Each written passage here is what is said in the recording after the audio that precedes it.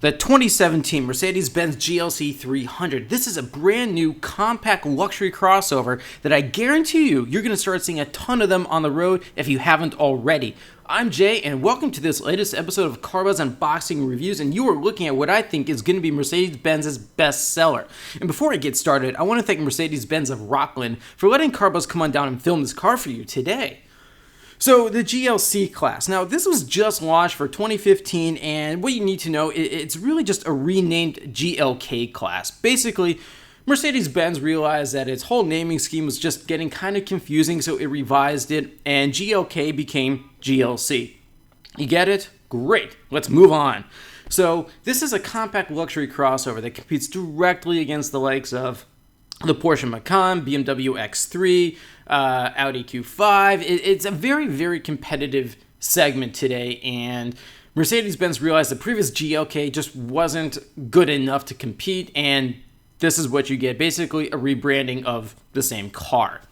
And I'll get to interior details very shortly, but man, as you can tell, this is just a stunning interior. I think Mercedes-Benz makes the most beautiful looking interiors of the German automakers. I've said Audi builds the best quality ones with fit and finish and materials, but just the styling of what Mercedes is doing with the interiors now that you saw in the new AMG GT, the new E300, it's just stunning.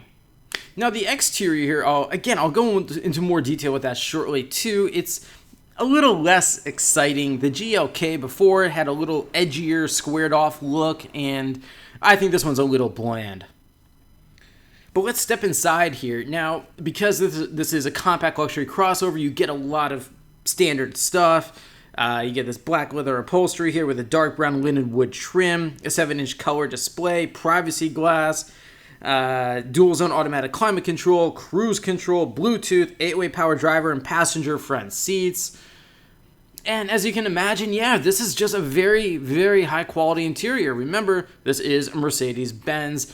Nothing should be cheap here. You are paying quite a premium for that Mercedes-Benz name and badge.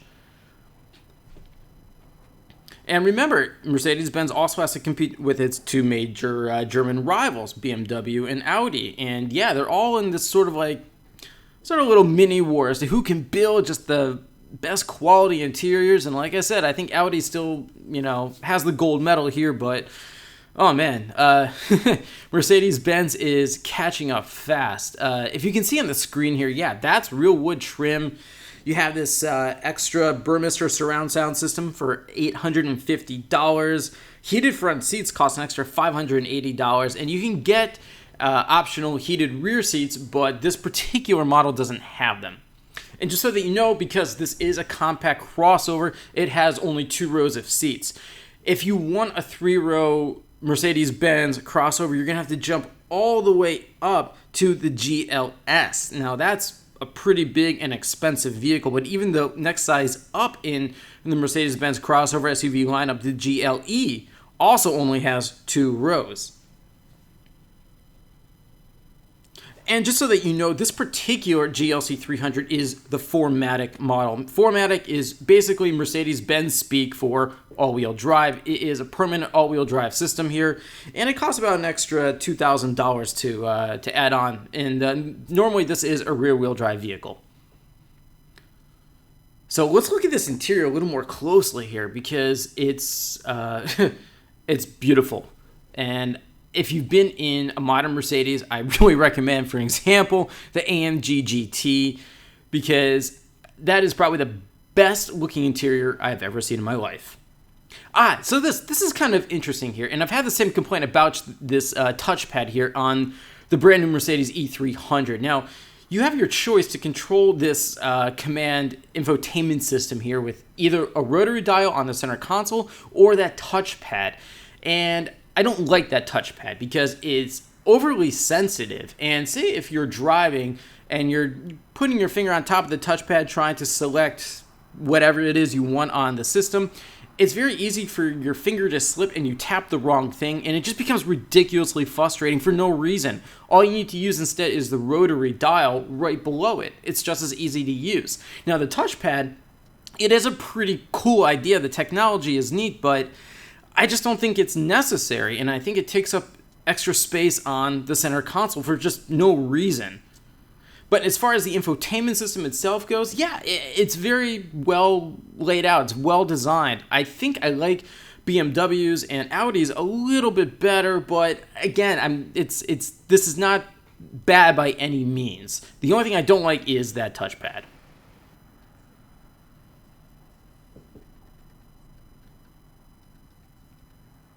And you also get standard updates for Sirius XM radio for 3 years, plus 5 years traffic and weather services. Again, that's standard. That's kind of cool. But again, after a few years, you're going to have to start paying for it, as opposed to, say, 6 months with non-luxury brands. You get that 6-month free trial subscription. But take a look at the details of this dash. Yeah, that's all real wood. Again, you should expect that in a Mercedes-Benz luxury vehicle of any model that they make today. I think it's more acceptable for, say, like a Ford Edge or a Chevrolet to have fake wood or higher quality plastic in place of real wood or aluminum trim. But again, for a luxury vehicle, you should not pay that much money. When I get to pricing, you'll see what I mean for fake materials. And the overall interior storage is, it's just fine. It's kind of weird how that center console storage opens up, kind of like the butterfly doors as opposed to just a single door opening backwards. 6 of 1, just sort of whatever it is, you prefer. I think I just like the conventional opening. And the overall interior controls are just very well laid out. That automatic dual zone climate control, very easy to use. And yes, for an extra about $1,500, you can get a panoramic sunroof. Again, it costs extra money, yeah. I know, about $1,500 for a panoramic sunroof, but I think it's worth it. This is the one feature I really like. It really just lightens up the interior, and if you've been in one of these with a panoramic sunroof, or any car for that matter, you'll understand what I mean. So why not? You're already spending a lot of money on a Mercedes, splurge, go for the panoramic sunroof. All right, so let's talk safety here, because Mercedes-Benz is one of the industry leaders in overall safety. Now, this car comes with a lot of standard bits. Advanced airbag system, collision prevention assist plus, attention assist brake system, predictive occupant protection system, automatic headlights, rear view camera, ABS brakes, crosswind assist, electronic stability control with trailer stabilization. Now, another really cool system it's called the Pre-Safe Impulse Side system. Now, this is a new technology Mercedes-Benz has developed, and it's just releasing on its models, and it works like when an unavoidable side collision is detected by the system, the system will rapidly inflate the side bolster to move the occupant away from the point of impact. And at the same time, the system pumps noise waves through the speakers to reduce hearing damage following the collision. That's pretty clever, and I think you're going to see the next generation of Audis and BMWs offer similar systems, because that's just really forward thinking in my opinion. And here you go, you have the standard 8-way power driver and front passenger seats. And I think 8-way is just fine. With more packages, you can get a more advanced seating positions, but Mercedes-Benz knows that the majority of buyers for the GLC300 and GLC300 4MATIC are going to be, let's face it, soccer moms. And it's easy to find a very comfortable seating position. Now, what I also like about the rear seats here is that in a compact crossover, it's quite spacious, actually. There are 40 by 20 by 40 split folding rear seats. And yeah, I was very pleasantly surprised to see that, because, for an example, I sat in a Porsche Macan when that first came out, and I found the rear seat of that to be kind of cramped. Now, this is interesting. You see right below those air conditioning vents there, that sort of flat, empty black spot there. If you want it, that is where the rear zone climate control system would be. But again, it's another thing you're going to have to pay more money for. It's not standard in this. You have this nice electronic liftgate here. Again, that's sort of just becoming standard fare for all crossovers today. And you get a lot of cargo volume in this. I was really happy to see that. Total of 19 cubic feet. And then when you fold those second row seats flat, you get a lot more space. So yeah, I think this is the amount of interior storage and rear seat space is one of the best things going for the GLC300. So how does it drive? Well, its overall performance is, right in line with its competitors, which are mostly the base engine offerings. And if you want a more powerful GLC, well, the new AMG GLC43 just came out with its 3-liter bi-turbo V6. Now, there's also a few driving modes too. You have the dynamic selection system, which you have various modes from Eco up to Comfort and up to like Sport Plus. Sport Plus, yeah, it tightens the suspension overall, but I think most people are going to be fine with Comfort. And overall, this is a very quiet and smooth ride. It's not overly exciting. Remember, this is not the performance version that is the new AMG GLC43. This is the base model, more or less. Or at least the base engine. And speaking of which, under the hood, 2-liter turbocharged inline-four with 241 horsepower and 273 pound-feet of torque. Power is sent to all four wheels, again, the 4MATIC all-wheel drive system, through a 9-speed automatic transmission. Now, Mercedes-Benz is going to be offering a diesel, kind of surprising, plus a plug-in hybrid and hydrogen fuel cell versions in the near future, too.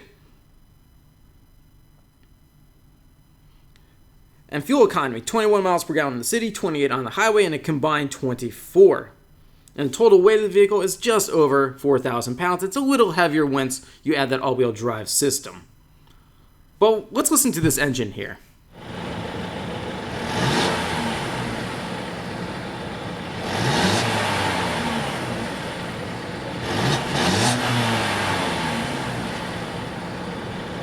Okay, so performance. Now, you're going to go from 0 to 60 miles per hour in 5.9 seconds. Top speed, about 130 miles per hour. Again, this is not a performance crossover. I doubt anyone is going to need to go 130 miles per hour.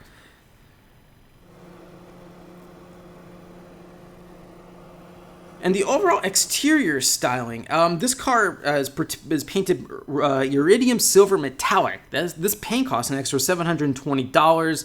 You have these standard 18-inch 5-spoke wheels, then they wear all-season tires, LED headlights.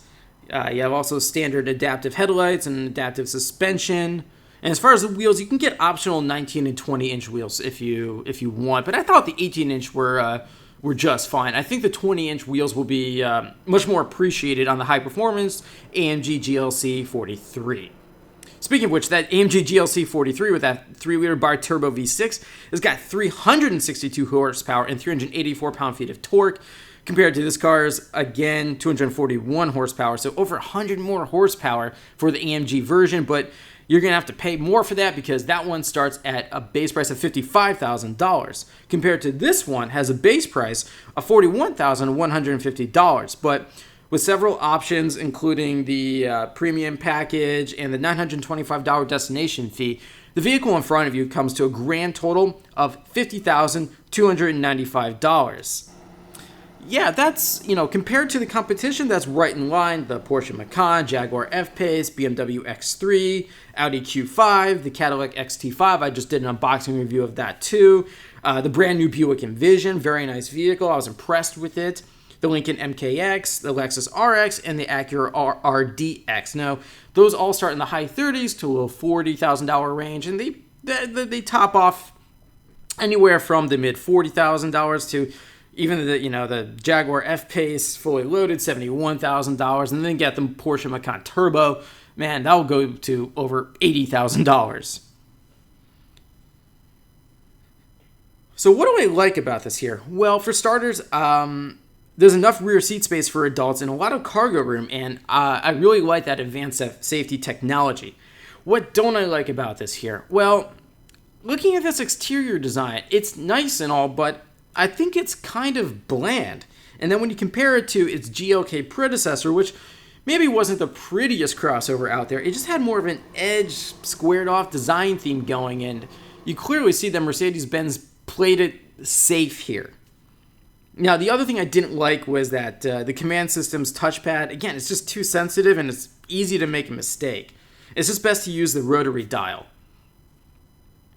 Now, the other thing you should know about the GLC300 is that it's built on the same platform that underpins the latest generation C-Class sedan, but the suspension and the drivetrain, those are the same, but the wheelbase is longer here, and so is the track is wider.